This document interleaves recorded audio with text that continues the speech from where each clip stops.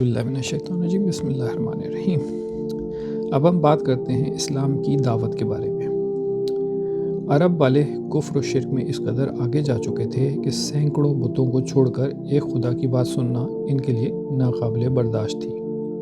چنانچہ رحمت عالم صلی اللہ علیہ وسلم نے بعثت کے بعد پہلے سال خاص لوگوں تک اپنی دعوت کو مخفی رکھا، یعنی خفیہ رکھا، اور سلیم الفطرت لوگ اسلام میں داخل ہونا شروع ہو گئے، یعنی اچھے لوگ۔ تبلیغ کی سرگرمیوں کا مرکز آپ صلی اللہ علیہ وسلم کے جانثار صحابی حضرت ارقم کا گھر تھا۔ سب سے پہلے ام المومنین حضرت خدیجہ رضی اللہ تعالیٰ عنہ اسلام لائیں۔ آپ کے بعد مردوں میں سب سے پہلے حضرت ابو بکر، بچوں میں حضرت علی، آزاد کردہ غلاموں میں زید بن حارثہ، اور غلاموں میں سب سے پہلے حضرت بلال رضی اللہ عنہم نے اسلام قبول کیا۔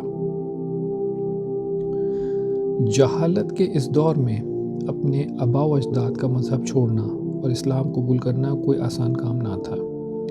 جو بھی اسلام قبول کرتا سارا خاندان اس کے خلاف ہو جاتا، مصائب و آلام کے پہاڑ توڑ دیے جاتے، ظلم و ستم کا کوئی دقیقہ فروگزشت نہ کیا جاتا، مگر جس نے ایک بار دامن مصطفیٰ تھام لیا بس وہ آپ صلی اللہ علیہ وسلم کا ہو کے رہ گیا۔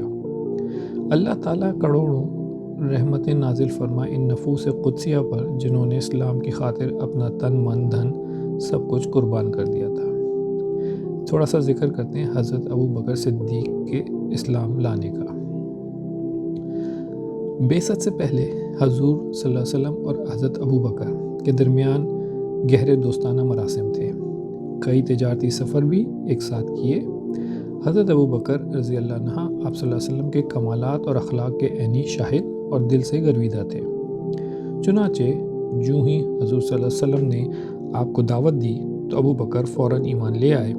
رحمت عالم نے خود فرمایا تھا کہ میں نے جس کو بھی اسلام قبول کرنے کی دعوت دی اس نے غور و فکر کیا سوائے ابو بکر کے، اس نے بلا تردد اسلام قبول کر لیا۔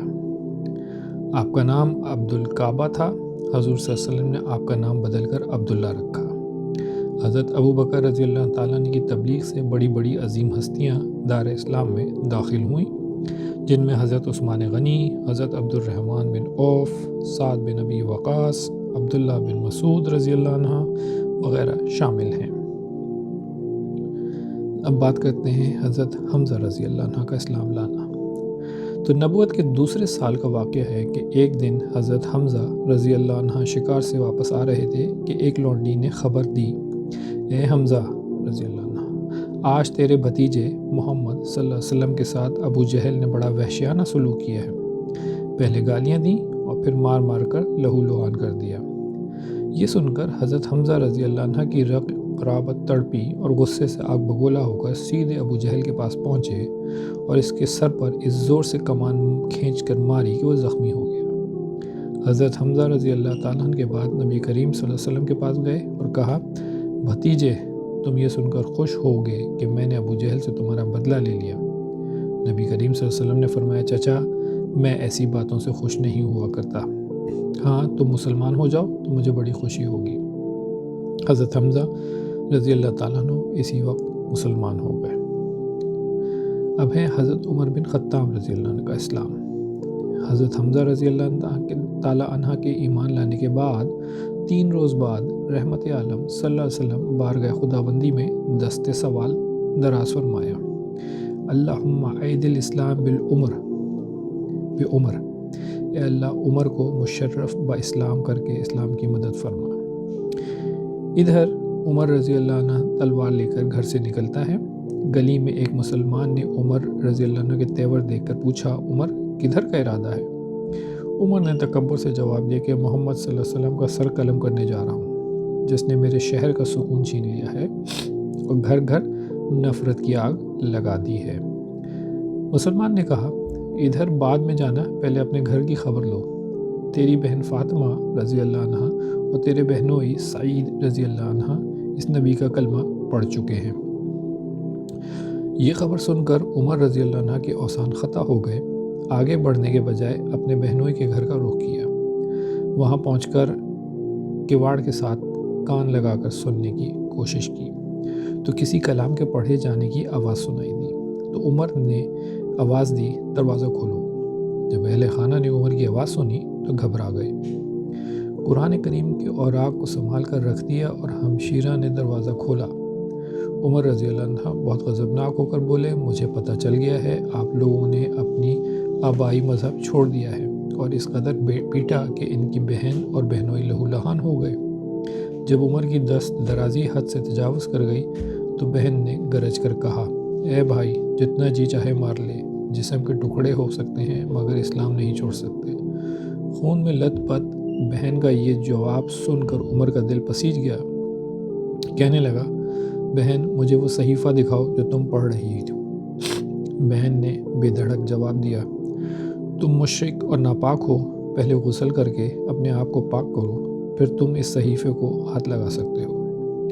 عمر نے غسل کر کے جب قرآن کی چند آیات پڑھیں تو دل کی دنیا بدل گئی، آنکھوں سے آنسو جاری ہو گئے۔ بے چین ہو کر بولا، مجھے رحمت عالم صلی اللہ علیہ وسلم کے پاس لے چلو تاکہ اسلام قبول کر کے سکون حاصل کر سکوں۔ حضور صلی اللہ علیہ وسلم اس وقت دارالارقم میں اپنے جان نثاروں کے ساتھ تشریف فرما تھے۔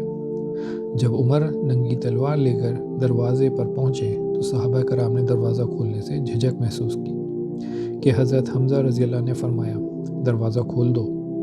اگر عمر اندر داخل ہو کر بارگاہ رسالت کے آداب ملحوظ رکھے گا تو ہم اس کو خوش آمدید کہیں گے، وگرنہ اسی تلوار سے اس کا سر اڑا دیا جائے گا۔ دروازہ کھولا گیا، عمر داخل ہوا۔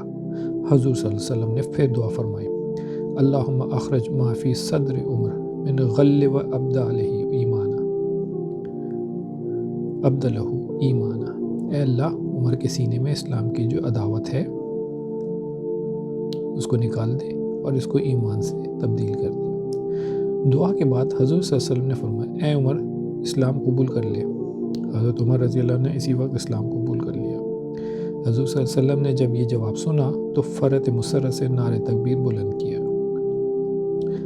حضور صلی اللہ علیہ وسلم کے نعرے کے بعد تمام مسلمانوں نے اس زوردار نعرے سے تکبیر لگائی کہ سارے مکہ کی گلیاں اور فضاؤں میں اس نعرے سے گونج اٹھی۔ حضرت عمر رضی اللہ عنہ نے اسلام قبول کرنے کے بعد عرض کیا، یا رسول اللہ، اب مناسب نہیں کہ اس دین کو چھپایا جائے۔ چنانچہ حضور صلی اللہ علیہ وسلم نے مسلمانوں کی معیت میں دار ارقم سے باہر تشریف لائے۔ حضرت عمر رضی اللہ عنہ اپنی تلوار لیے آگے چل رہے تھے اور بلند آواز میں لا الہ الا اللہ محمد رسول اللہ کا ورد کر رہے تھے، یہاں تک کہ مسجد حرام میں داخل ہوئے اور کفار قریش سے فرمایا، خبردار، اگر تم میں سے کسی نے حرکت کی کوشش میں تلوار سے اس کا سر اڑا دوں گا۔ یہاں تک کہ حضور صلی اللہ علیہ وسلم نے کعبے کا طواف کیا اور حضرت عمر رضی اللہ عنہ تعالیٰ تلوار لے کر حضور صلی اللہ علیہ وسلم کی حفاظت کرتے رہے۔ حضرت عمر رضی اللہ عنہ نے پہلے 39 مرد مسلمان ہوئے چکے تھے، آپ کے مسلمان ہونے سے 40 کا عدد پورا ہو گیا۔ یہاں پہ سوال آتا ہے، کیا اسلام تلوار سے پھیلا ہے؟ جو لوگ اسلام کے پھیلنے میں تلوار کا الزام لگاتے ہیں وہ اس نفوس قدسیہ کے اسلام لانے کا دوبارہ غور سے پڑھیں۔ نہ کہیں دولت کی چمک ہے، نہ تلوار کا ڈر، صرف پیغام صداقت اور داعی اسلام صلی اللہ علیہ وسلم کی دلکش سیرت ہے۔ اسلام کی اعلانیہ دعوت شروع کرنے کے لیے بارے میں بتایا ہے کہ 3 سال کی خفیہ تبلیغ کے بعد آپ صلی اللہ علیہ وسلم نے اعلانیہ سب کو دعوت دی اور صفا کی پہاڑی پر کھڑے ہو کر سب حاضرین کو فرمایا، اگر میں تمہیں کہوں کہ پہاڑ کی دوسری جانب سے ایک لشکر تم پر حملہ کرنے کے لیے بڑھتا چلا آ رہا ہے، کیا تم میری بات تسلیم کرو گے؟ سب نے جواب دیا، ضرور تسلیم کریں گے، کیونکہ ہم نے کبھی آپ کو غلط بیانی کرتے نہیں سنا۔ پھر فرمایا، لوگوں، اپنے آپ کو آگ کے عذاب سے بچاؤ اور کہو لا الہ الا اللہ۔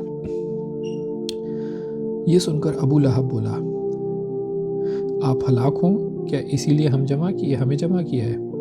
اللہ تعالیٰ کے محبوب نے تو اس گستاخی کا کوئی جواب نہ دیا، لیکن آپ صلی اللہ علیہ وسلم کے غیور روب تعالیٰ نے اس گستاخی کی مذمت میں ایک پوری سورت نازل فرما دی، تبت یدا ابی لہب وتب۔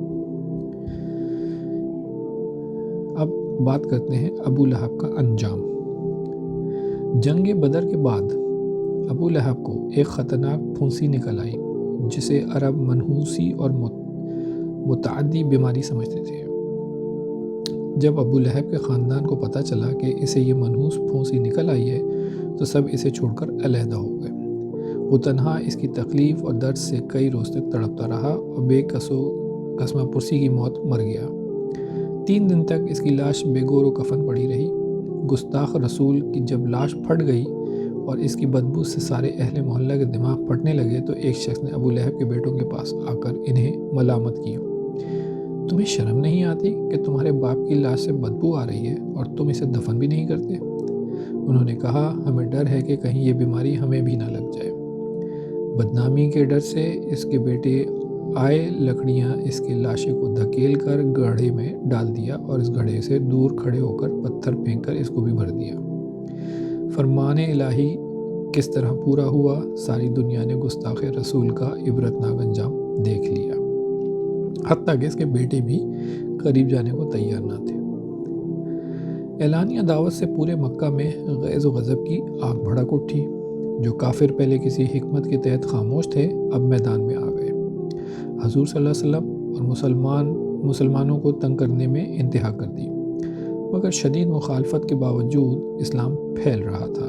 چنانچہ سارے قبائل کے سردار اکٹھے ہوئے اور آپ صلی اللہ علیہ وسلم کے پاس آئے اور کہنے لگے، اے محمد صلی اللہ علیہ وسلم، آپ اپنی قوم کو ایک عظیم مصیبت میں مبتلا کر دیا ہے، ہمارے اتحاد کو پارا پارا کر دیا ہے، ہمارے خداؤں کو برا بھلا کہتے ہیں۔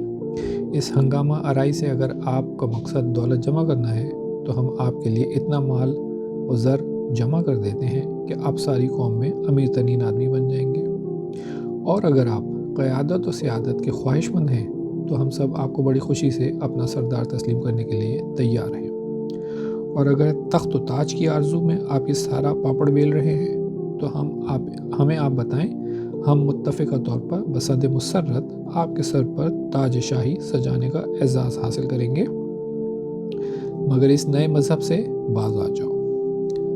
آپ صلی اللہ علیہ وسلم نے فرمایا، اگر سورج لا کر میرے دائیں ہاتھ پر رکھ دیں اور چاند کو میرے بائیں ہاتھ میں اور یہ توقع کریں کہ میں توحید کی دعوت کو چھوڑ دوں گا تو یہ ممکن نہیں۔